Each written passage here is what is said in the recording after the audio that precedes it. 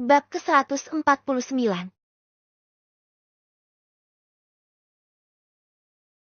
Dengan sangat terpaksa, Umi Tika membuka pintu rumahnya.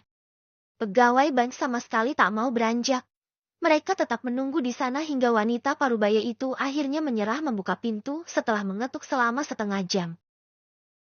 "Jangan kira kami akan pergi begitu saja," ucap salah satu pegawai dengan nada tegas, menatap Umi Tika yang membuka pintu dengan wajah masam. "Percuma kalian menunggu. Aku memang tak punya uang untuk membayarnya," jawab Umi Tika pelan. "Jangan bilang begitu, Bu. Uang itu sudah Ibu pakai. Jadi sudah seharusnya Ibu bertanggung jawab mengembalikannya, meski harus dicicil," sahut pegawai itu. "Apa mau dikata, kalau aku memang tak punya uang?" Umi Tika menghela napas. "Setidaknya Ibu harus berusaha. Sudah 3 bulan tidak ada pembayaran masuk, dan Ibu tahu apa konsekuensinya, kan?"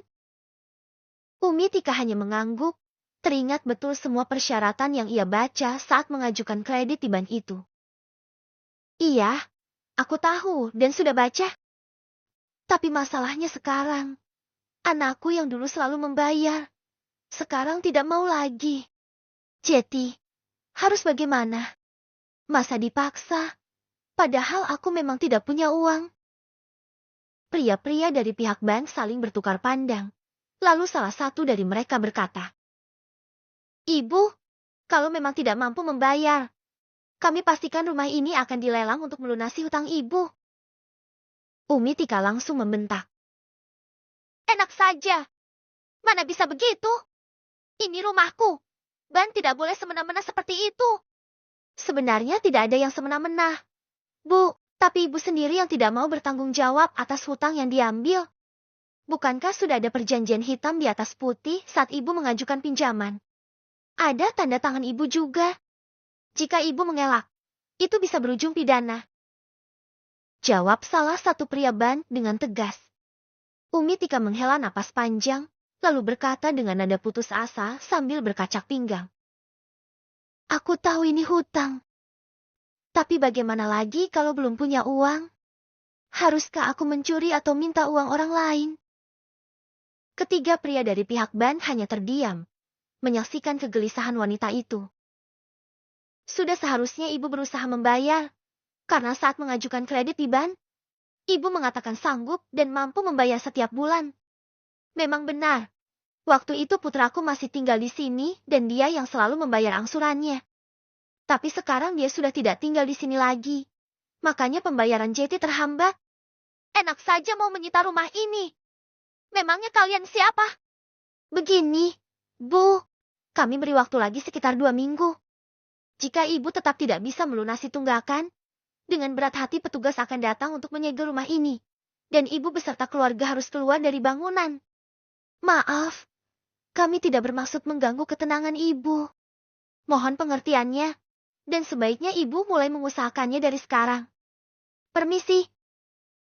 Setelah petugas bank pergi, Umi Tika kembali masuk ke dalam rumah dengan wajah marah. Zakia yang masih duduk menikmati puding, heran melihat sikap ibunya. "Kenapa sih, Bu? Memang siapa yang datang sampai Ibu lama sekali di luar sana?" tanya Zakia sambil terus melahap puding di hadapannya. "Itu penagih," jawab Umi Tika dengan nada kesal. "Kalau memang penagih, kenapa Ibu tidak membayar? Bukannya uangnya belum habis, kok malah menunda pembayaran? Kalau Ibu menghabiskan semua uang itu, kita mau makan apa nanti?" Umi Tika melanjutkan dengan suara pelan. "Kakakmu sudah tidak peduli pada kita berdua. Sebaiknya kita cari Mas Bima saja, Bu, untuk minta uang padanya. Karena Ibu juga belum membayar tagihan ban. Kalau dibiarkan berlarut-larut, pasti Ibu dan aku akan diusir dari rumah ini." Umi Tika tak terima. Kok bisa begitu? Kan sertifikat rumah ini sekarang ada di bank, jadi sudah pasti pemiliknya mereka. Ibu sudah mengambil kredit dan tanda tangan pasti tersimpan rapi di sana. Kalau sampai ke pengadilan, Ibu pasti akan kalah. Bisa-bisa ibu malah dijebloskan ke penjara. Mendengar itu, Umi Tika semakin suak. Ayo, cepat habiskan pudingnya. Kita cari Bima. Ucapnya. Loh, mau cari di mana? Bu, kita kan tidak tahu Mas Bima tinggal di mana. Apalagi rumahnya. Jawab Zakia. Kalau memang dia tak menjawab nomor ponselmu dan nomor ibu, pakai nomor baru saja. Bilang kalau ibu sedang sakit. Cepat. Zakia lalu menadahkan tangan pada ibunya. Kalau begitu, berikan aku uang untuk membeli kartu baru. Tidak usah pakai nomor aku atau nomor ibu, karena pasti akan ketahuan. Langsung saja kita pakai nomor baru untuk menelponnya. Aku yakin Mas Bima akan langsung menjawab. Tak perlu juga mengirim pesan. Langsung telepon saja. Kamu ini uang terus ya, sudah tunggu sebentar, ibu beri 20.000 rupiah cukup ya. Mana ada kartu yang dijual 20.000 rupiah, Bu. Paling murah itu harganya 35.000 rupiah, tapi sebaiknya aku dikasih 50.000 rupiah. Baiklah, tunggu saja di situ. Ujar Umi Tika dan segera berjalan ke arah kamarnya sambil bersungut-sungut. Mau kemana? Vin? Tanya Anderson pada putranya yang tampak hendak keluar rumah. Pemuda tampan itu segera mengangkat wajahnya dan menatap sang ayah yang melangkah mendekat. Piaich, aku mau jalan-jalan sebentar. Jawab Kevin. Kemana? Apa papi bisa ikut bersamamu? Tanya Anderson. Sesaat wajah Kevin berubah, lalu pemuda bule itu tertawa terbahak-bahak. Masa papi mau ikut dengan anak muda? Lagi pula ini sudah malam. Sebaiknya papi istirahat saja. Pasti capek, kan? Kita seharian melakukan hal ekstrim, berkuda, memanah, dan berburu. Jadi, sebaiknya papi istirahat. Kamu kira karena papi sudah tua, aku akan capek? Tidak, nak. Aku bisa melakukan semua itu. Jadi, ajak papimu ini pergi jalan-jalan. Mumpung mamimu tak ada.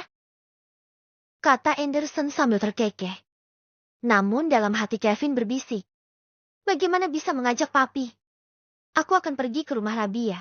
Dan paling-paling hanya bisa menunggu di jendela karena pasti tak diizinkan masuk di jam segini. Pikir Kevin sambil melirik jam dinding mewah di mansionnya. Kenapa kamu diam, Vin? Tidak mau mengajak papimu? Tanya Anderson. Bukan tidak mau, tapi ini sudah malam. Aku akan ke rumah salah satu temanku. Dan tentu saja tidak enak jika papi ikut. Ini sudah larut malam. Nanti mereka akan bertanya-tanya jika papi datang bersamaku. Jawab Kevin. Andaikan begitu, apa bedanya dengan kamu yang juga datang bertamu tengah malam seperti ini? Lihat, sudah jam 10 malam. Kamu mau ke rumah temanmu. Apa orang tuanya tidak akan curiga? Balas Anderson dengan tatapan tajam. Pria itu tahu kemana putranya akan pergi. Ya Tuhan, alasan apa lagi yang harus aku katakan pada papi agar bisa keluar malam ini? Hanya sebentar menemui Rabia. Kevin berpikir keras. Papi ragu apa itu hanya kebohongan belaka? Tiba-tiba Anderson bersuara, menatap tajam putranya. Maksud papi apa? Tanya Kevin. Ya, mungkin saja kau ingin pergi ke rumah salah satu teman wanitamu. Tapi tak ingin papi tahu. Jawab Anderson. Sebenarnya itu bukan masalah buatku, Kevin. Tapi kau harus tahu, kalau menjalin hubungan yang lebih serius, papi tidak akan mengizinkannya. Untuk sekedar dijadikan permainan boleh saja. Maksud papi apa? Kevin semakin bingung. Wanita yang kelak akan menjadi pendampingmu harus pilihan papi dan mami sendiri. Dan tentu saja, kau tahu, wanita itu harus berasal dari keluarga baik-baik, setara dengan kita. Jika wanita itu orang biasa, mulai sekarang kau harus melupakannya. Kalau tidak, bisa terjadi hal-hal yang tak diinginkan. Bukan hanya untuknya, tapi juga untuk seluruh keluarga besarnya. Paham?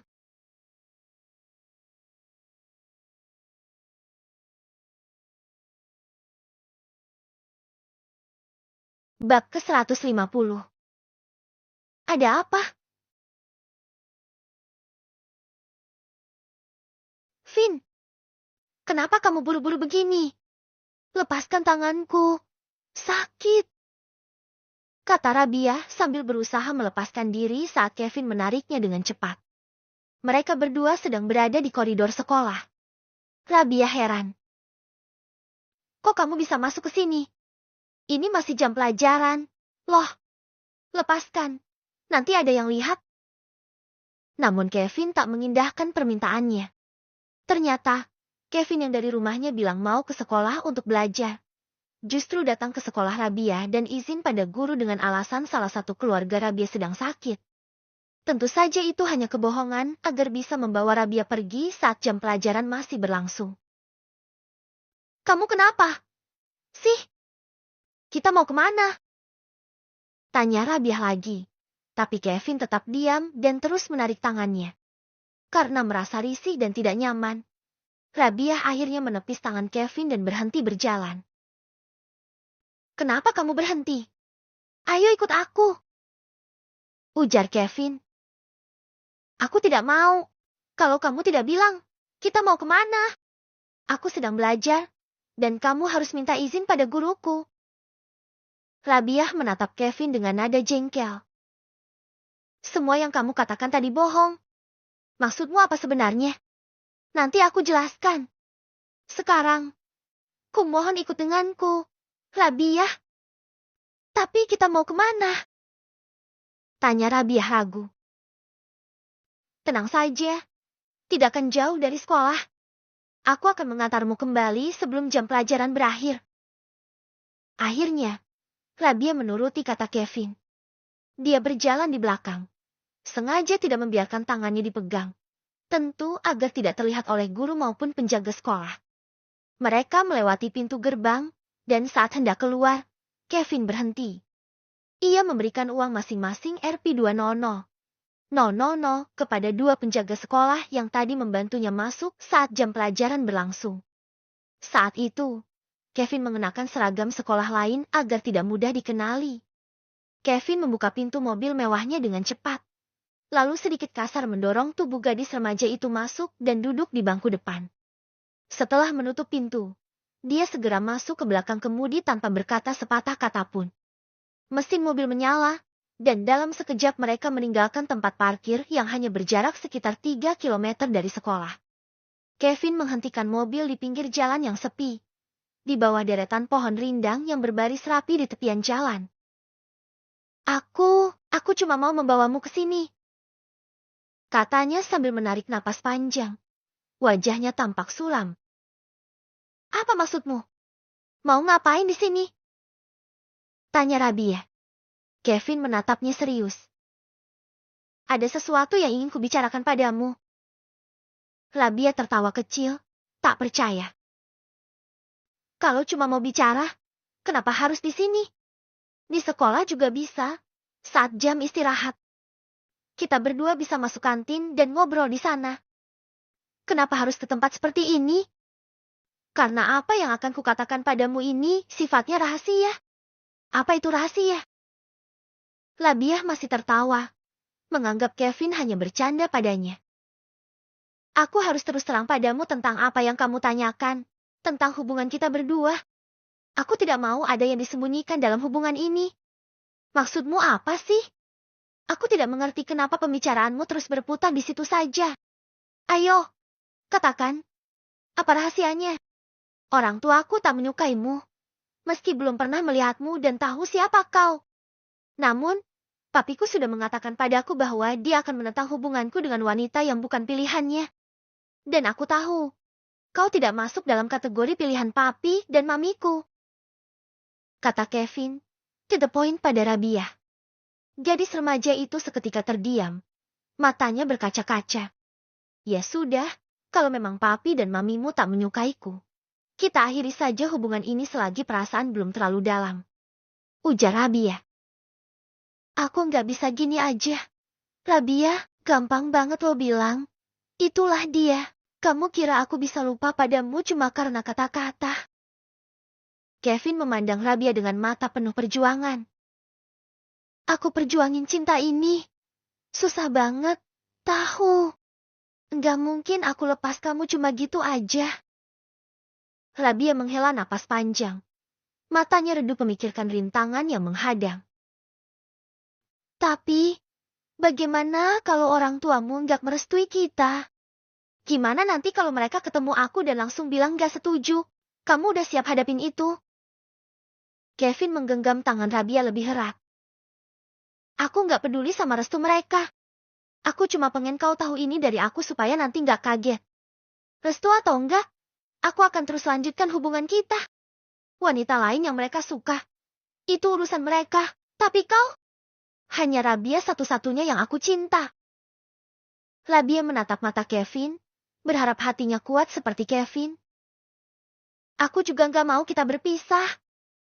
Tapi, kalau mereka tetap nggak suka sama aku, apa aku harus bertahan? Kan biasanya hubungan tanpa restu itu enggak awet.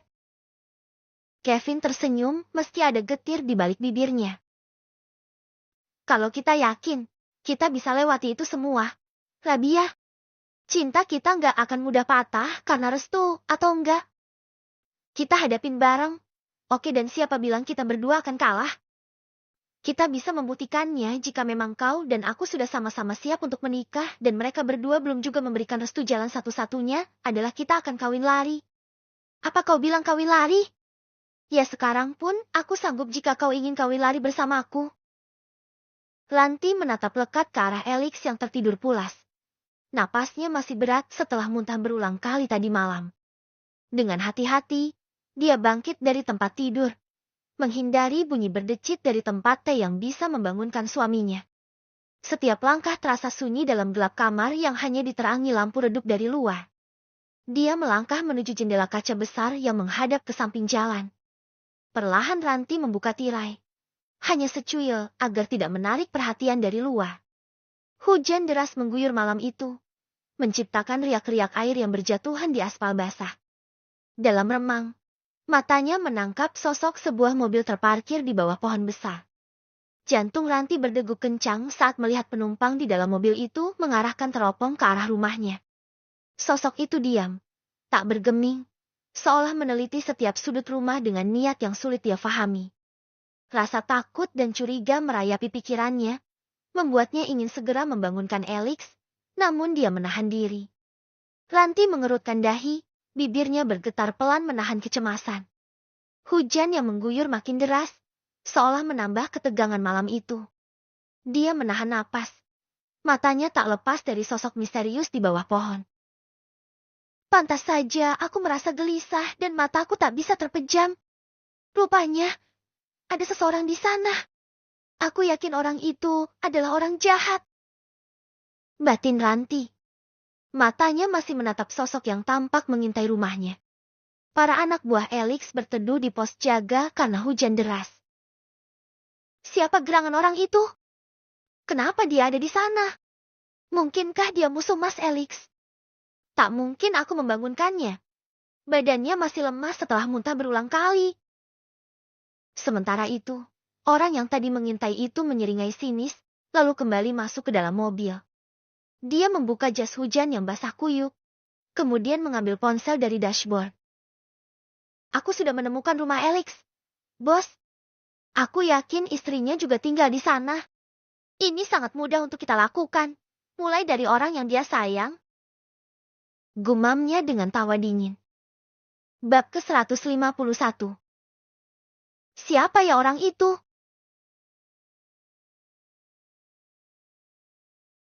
Gumam Ranti sambil menatap mobil yang mulai menjauh. Wanita itu masih berdiri di balik tirai, matanya menatap ke arah bawah. Tentu saja, para anak buah Elix tidak ada yang tahu, karena mereka semua berteduh di dalam pos jaga. Setelah mobil itu tak lagi terlihat, wanita itu membuka tirai lebar-lebar dan tetap berdiri di sana, menatap ke arah yang sama meski tak ada apa-apa lagi. Lalu, ia menoleh ke arah Elix yang masih tertidur lelap. Suaminya benar-benar tidur pulas, dan Ranti tak ingin membangunkannya hanya karena kecurigaannya terhadap orang asing di samping rumah mereka. Dengan perlahan, ia menutup kembali tirai dan berjalan ke tempat tidur. duduk di samping Alex yang berbaring terlentang. Siapa ya orang itu?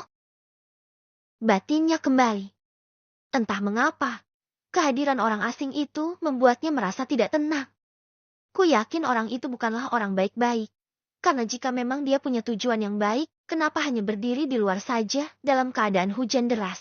Kalau memang dia ada perlu pasti sudah sedari tadi minta dibukakan gerbang oleh anak buah Mas Alex.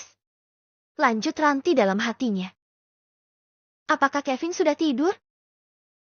Kepala pelayan yang bekerja di rumah itu menjawab dengan hormat kepada sang majikan. Tuan muda tadi pulang sekitar pukul 5 sore. Kevin kemana? Bukannya pulang sekolah pukul 1 siang? Sang majikan bertanya. Mungkin ada kerja kelompok atau tugas sekolah yang harus diselesaikan, Tuan. Jawab kepala pelayan. Apakah dia selalu pulang terlambat setiap hari? Tanya sang majikan lagi. Kepala pelayan ragu-ragu menjawab. Beberapa bulan terakhir, Kevin memang sering pulang sore.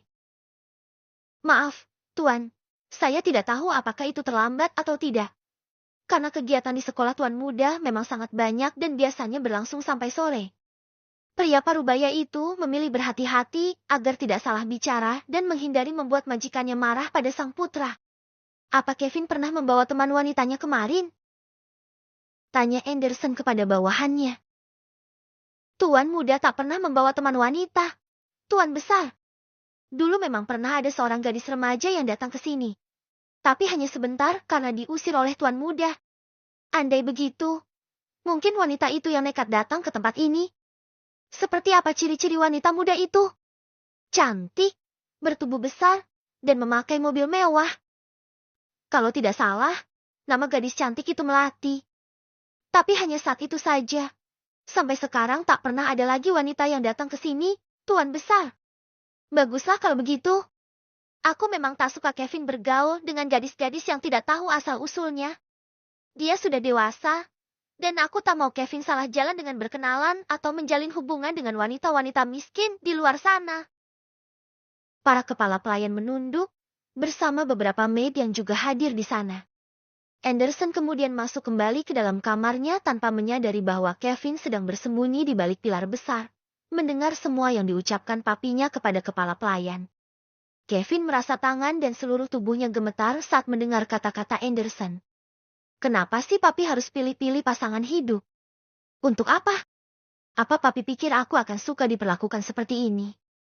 Batin Kevin. Setelah papinya menghilang dari pandangan dan semua pelayan sudah masuk ke dapur, Kevin keluar dari persembunyiannya dan berjalan menuju pintu depan. Pemuda itu membuka pintu lalu melangkah ke teras yang sangat luas. Hujan turun dengan deras dari tempatnya berdiri. Apa Rabia sudah tidur sekarang? Apakah di sana juga hujan seperti di sini? Gumam pemuda bermata biru itu sambil menatap derasnya air hujan yang jatuh dari langit. Anak buah Anderson pun tak terlihat, tentu saja mereka semua sedang berteduh di tempat yang aman. Sepertinya seru dan romantis jika sekarang aku pergi ke rumah Rabia. Tapi bagaimana jika papi tahu aku tak ada di kamar? Guman Kevin lagi. Kamu yakin istrinya juga tinggal di rumah yang kamu selidiki tadi? Tanya seorang pria botak dengan tubuh tanpa baju, penuh tato naga. Di pangkuannya, seorang wanita cantik mengenakan baju minim. Saya sangat yakin, Tuan. Bahkan, bukan hanya itu, mertua Alex juga tinggal di sekitar sana. Dan dia punya adik ipar perempuan. Jawab pria yang duduk di hadapannya. Pria botak itu tersenyum menyeramkan. Aku sangat suka wanita muda. Hahaha, oh iya. Bagaimana dengan istrinya? Apa sudah kau lihat? Saya belum melihatnya, Tuan. Tapi kalau paras istri Alex mirip dengan adiknya, tak diragukan lagi mereka pasti sangat cantik. Adiknya yang masih remaja saja sudah terlihat amat menarik. Pria botak itu tertawa semakin keras. Diikuti oleh wanita di pangkuannya yang juga ikut tertawa. Aku akan membalas dendam pada Alex melalui orang-orang terdekatnya. Kurasa bajingan itu akan merasakan sakit yang sama seperti yang pernah dia lakukan padaku. Akhirnya, kita juga tahu ternyata dia sudah punya istri dan keluarga. Tawa pria botak bertato naga itu terdengar dingin. Bukan hanya itu, Tuan. Alex juga punya kakak kandung bernama Akbar yang kini menjadi seorang pengusaha. Meski usahanya tak besar, Akbar adalah pebisnis yang berkecimpung di dunia grosir. Menariknya, istri Akbar ternyata juga keluarga dari istri Alex. Wah, ini benar-benar kebetulan. Kamu memang sangat pintar dan bisa diandalkan, karena bisa mengetahui semuanya. Tidak sia-sia aku membayarmu dengan harga mahal. Tentu saja, Tuan. Apa sih yang tidak bisa saya ketahui? Jika seseorang masih hidup dan bernafas di dunia ini, pasti saya bisa melacaknya. Termasuk Alex mafia kejam yang paling ditakuti di kota ini. Saya bahkan bisa menemukan tempat tinggalnya beserta keluarganya, sehingga Anda bisa membalas dendam pada mereka. Hahaha, kamu memang hebat. Alex, tunggu tanggal mainnya. Labia melangkah cepat ke kamar mandi. Napasnya masih sedikit rengah setelah berlari kecil dengan perasaan campur aduk. Dia membuka keran air dan menyiram wajahnya, merasakan dinginnya air yang menyegarkan kulitnya yang lelah. Tangannya lincah mencuci kaki yang pegal, membersihkan debu yang menempel setelah beraktivitas malam. Setelah selesai, Labia mengeringkan wajah dan kakinya dengan handuk lembut, lalu menatap dirinya di cermin dengan mata yang masih menyimpan kegelisahan atas ucapan Kevin siang tadi. Dia melangkah kembali ke kamar. Suasana mewah tempat tidurnya seolah mengundang untuk melepas penat. Saat tubuhnya baru saja bersandar di bantal empuk, tiba-tiba ponselnya berdering dengan suara yang membuat jantungnya berdebar. Nama Kevin tertera jelas di layar. Labia menatap ponsel itu sejenak. Senyum kecil menghiasi bibirnya yang kering. Dengan jari gemetar, dia menggeser layar untuk menjawab. Hati yang sejak tadi kalut perlahan-lahan dipenuhi kehangatan yang hanya bisa diberikan oleh suara sang pangeran hati. Ya Kevin, aku ada di samping kamarmu. Bisakah kau buka jendela untukku? Aku mau mengajakmu bermain hujan. Apa? Meski tak percaya, Rabia melompat turun dari tempat tidur lalu membuka jendela kamarnya. Dan benar saja ada Kevin di sana tersenyum sangat manis padanya. Kevin. Pemuda itu mengulurkan tangan pada Rabia dan berkata, "Ayo kita berdansa di bawah hujan. Kumohon jangan tolak aku, Rabia. Malam ini aku betul-betul ingin memelukmu."